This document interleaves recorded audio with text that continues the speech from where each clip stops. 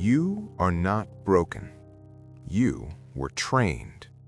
There are things you believe about yourself that feel so old, so intimate, so obviously true that you have never once thought to question whether you chose them. The fear that arrives before you have finished a thought, the ceiling you hit before you have reached the wall, the version of yourself you keep returning to no matter how far you travel from it, not because it is who you are, but because it is what you were made to be before you were old enough to consent. By the end of this video, through a 9-month-old infant who was never given a choice, a 2,000-year-old map of the mind drawn in ancient India, and a branch of psychology that has quietly rewritten what it means to know yourself, you will understand the difference between your conditioning and yourself. That distinction is not a comfort. It is a key. In 1920, a psychologist named John B. Watson walked into a hospital ward in Baltimore with a white rat, a steel bar, and a hammer. His subject was an infant, 9 months old. The child had shown no fear of the rat. He reached for it with the open curiosity of a mind that had not yet been taught what to be afraid of. Watson let him. And then, the moment the child touched the rat, Watson struck the steel bar from behind, a sound so sudden and violent that the infant recoiled in terror. He did this again and again until the child no longer needed the sound. The sight of the rat alone was enough to produce the full fear response, the screaming, the reaching away, the convulsive attempt to escape something that had done nothing to him except appear in the same room as pain. Watson called it classical conditioning. He had borrowed the mechanism from Pavlov. But what he did next, what the little Albert experiment actually proved, goes further than most people realize. Because the fear did not stay with the rat, it spread. The child became afraid of everything white and furry: a rabbit, a dog, a fur coat, a Santa Claus mask. The fear had generalized, leapt from its original object into an entire category of experience, tainting everything that bore even the faintest resemblance to the thing that had once accompanied pain. The child did not know this was happening. He could not have known. He was 9 months old, and his nervous system was doing what nervous systems do, learning at extraordinary speed what the world was going to be. Watson looked at what he had done and made a claim that should disturb you more than it probably does. He said he could take any infant at random and, given complete control of its environment, shape it into any kind of specialist, doctor, lawyer, artist, beggar, thief, regardless of talent, regardless of ancestry, regardless of nature. Any child, any person, given the right conditioning. Here is the question I want you to hold. Not what Watson did to little Albert, but what was done to you, and by whom, before you were old enough to know that anything was being done at all. You did not arrive at your beliefs about yourself through reason.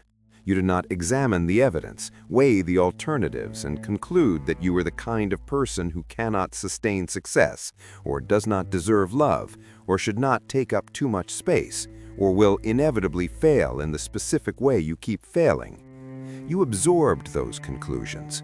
You absorbed them the way little Albert absorbed the fear of the rat, through repetition, through emotional intensity, through the helpless receptivity of a nervous system that had not yet developed the capacity to say, wait, is this actually true, or is this simply what keeps happening to me?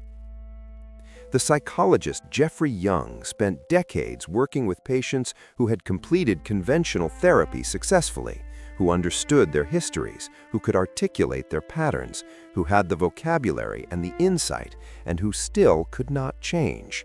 He called what he found schemas, deep cognitive and emotional patterns formed in childhood through unmet needs, repeated wounding, or the sustained experience of an environment that taught you something about who you are and what is available to a person like you.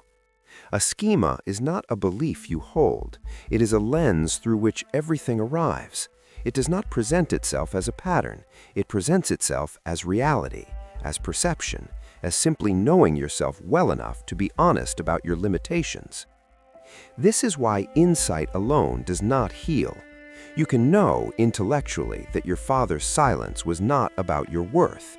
You can trace the schema back to its source, name it, understand it with complete clarity, and still feel in the body, in the gut, in the automatic response that arrives before the rational mind has finished its first sentence, that you are not enough, that the room will go quiet when you speak, that the thing you want most is the thing most likely to be taken away. The schema does not live in the part of the mind that reasoning reaches. It lives in the part that was formed before reasoning existed. Consider this. The neuroscientist Joseph Ledoux spent years mapping the architecture of fear in the brain and found that the amygdala, the structure responsible for generating the fear response, receives sensory input and generates an emotional reaction faster than the information reaches the prefrontal cortex, the seat of rational thought. This means that by the time you are aware that you are afraid, your body has already decided. By the time you have a thought about the situation, the conditioned response has already shaped the ground on which that thought will form. You are not reasoning from a neutral position and then feeling something. You are feeling something first, at a speed below conscious awareness, and then reasoning from inside that feeling, believing because the feeling arrived first and feels like you, that the reasoning is objective. This is Watson's legacy. Not the rat, not the hammer, not the screaming infant. The discovery that the emotional architecture of a human being can be built from the outside, through experience, through repetition, through the sustained pressure of an environment that does not ask for your consent, and that once built, it presents itself as the interior, as the self, as the simple, obvious truth of who you are. The relationship you keep choosing that ends the same way, the success you dismantle before it can be taken from you, the apology that arrives before the accusation, the smallness that precedes the rejection it is trying to prevent. These are not character flaws. They are conditioned responses that have outlived the conditions that created them, still running at full intensity in a world that is no longer the room where Watson struck the steel bar. You are not broken. You are running a program that was written for an environment that no longer exists, and you have been calling the program your personality. 2,000 years before Watson walked into that hospital ward with a white rat and a hammer, a philosopher and physician in ancient India sat down to describe the same mechanism in a language that had been developing its vocabulary for the mind across centuries of rigorous contemplative inquiry. His name was Patanjali. The text he produced, the Yoga Sutras, is not, as it is often misread in the West, a manual for physical postures. It is a systematic phenomenology of consciousness, a map of how the mind works, how it becomes distorted, and what it takes to see through the distortion to what was there before it. Patanjali's term for the mechanism Watson would rediscover in 1920 is samskara. The word comes from Sanskrit roots meaning to put together, to make perfect, to prepare. And in Patanjali's usage, it describes the impressions left in consciousness by every experience, every thought, every repeated pattern of response. A samskara is a groove, a track worn into the field of the mind by repetition, the way water carves channels into rock, not through force, but through persistence, through the same path taken again and again, until the water no longer chooses its route, it simply follows what is already there. Every experience you have ever had has left a samskara. Every fear that was conditioned into you in childhood carved its groove. Every schema that Jeffrey Young would later map in his clinical work existed first in Patanjali's vocabulary, not as pathology, but as the natural consequence of a mind that learns by impression, that is shaped by what it repeatedly encounters, that accumulates its history in layers below the level of conscious access. Here is what Patanjali understood that Watson did not, or would not, say. The samskara does not announce itself. It does not arrive with a label that reads, "This is a learned response, this is a conditioned pattern, this is the fear of the white rat generalizing into the fear of the fur coat." It arrives as intuition, as instinct, as the feeling of knowing yourself. When the schema fires, when the conditioned pattern activates in response to a stimulus that bears even the faintest resemblance to the original wound, it does not feel like history repeating. It feels like perception. It feels like you are simply seeing clearly, seeing yourself clearly, being honest about what is real. Little Albert did not know he had been conditioned. He experienced the fear of the Santa Claus mask as real fear, as a rational response to something genuinely threatening, because to his nervous system, shaped by Watson's repeated pairings, it was. There was no gap between the conditioned response and his experience of reality. The conditioning had become the lens. And this is the condition you are living in, not as a pathology, not as a failure, but as the inevitable consequence of being a mind that learns by experience, formed in an environment you did not choose, by people who were themselves running the patterns that had been conditioned into them. Patanjali's prescription is not suppression, it is not replacement, it is not the behaviorist strategy of conditioning a new response over the old one, which is simply writing one groove over another, leaving the original intact beneath the surface. His prescription is viveka, discriminative awareness, the cultivated capacity to witness the samskara arising without being identical to it, to see the groove as a groove rather than as the ground itself. The vipassana practitioner who watches a fear arise in the body and names it as sensation rather than truth is doing what Watson's conditioning prevented little Albert from doing, creating a gap, not between the self and the feeling, but between the awareness and the claim that the feeling makes about what is real. The convergence is not coincidental.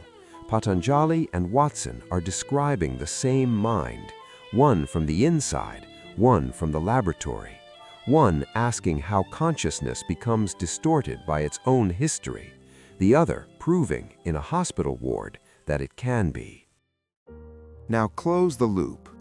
Return to Watson's claim that he could shape any child into any kind of person, given complete control of the environment. For most of your life, you have been living as though that claim was made about someone else, as though the conditioning that shaped you was not conditioning, but nature, as though the patterns you carry were chosen, the fears were earned, the ceiling was accurate, the limitations were simply the honest dimensions of who you are. They are not. They are the residue of an environment that shaped you before you had the cognitive architecture to evaluate what was being built. The schema is not you knowing yourself. The schema is the impression left by what repeatedly happened to you before you were capable of asking whether it was true.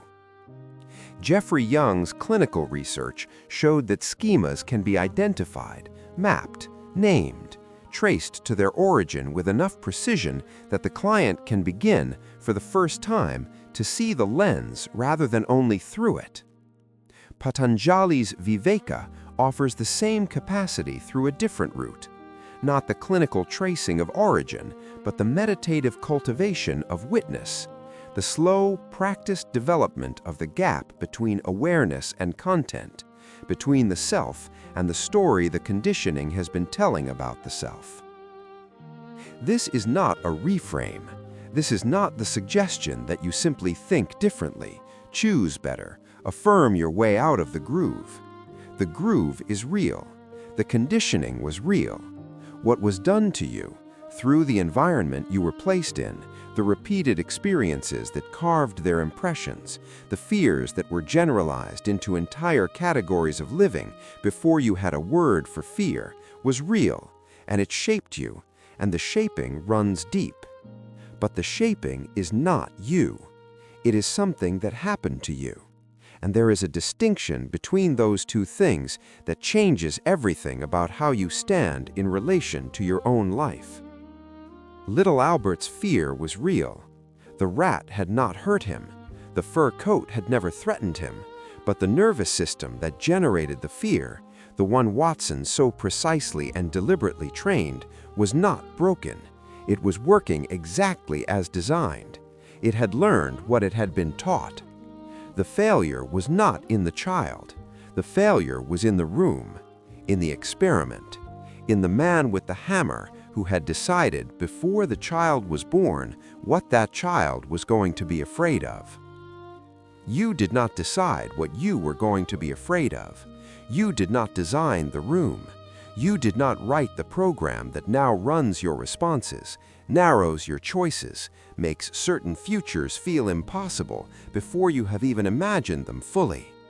You were placed in a room, and the room taught you, and what it taught you became so intimate and so continuous that you eventually stopped calling it teaching and started calling it yourself.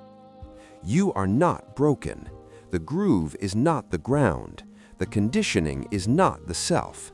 And the part of you that is reading this, the awareness behind the pattern, the witness that Patanjali spent 2,000 years trying to locate for you, the self that existed before the first impression was carved and will exist when the last one has been seen clearly enough to lose its authority, that part was never touched by any of it. It has been here the entire time, waiting for you to stop mistaking the room for the person. What was done to you was real, but it is not the final word on who you are. If this named something you have been carrying without a name for it, share it with one person who is still living inside a room they did not build. Not for the channel, for them.